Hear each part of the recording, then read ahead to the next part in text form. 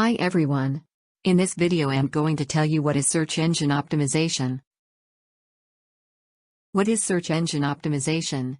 It is the process of improving your site to increase its visibility for relevant searches in search engine result page. When you want to find something in the internet, you search for it. A lot of results comes in the search engine result pages. But have you ever think about why certain pages comes at the top? It is because they are search engine optimized. Exactly how search engine work is a closely guarded secret. But the main principle are known. They are based on two factors: keywords and links. Let us focus on keywords first.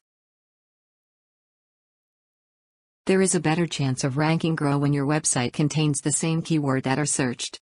Keywords are effective when it contains in the website address, title, or headings. But be careful, quality over quantity should be rule of thumb. Some experts try to fool the search engine with some ridiculous keyword occurrence instead of focusing quality content first. Next, how about the links? Websites that link to yours basically tell search engine that you have some good stuff there. But again, quality over quantity.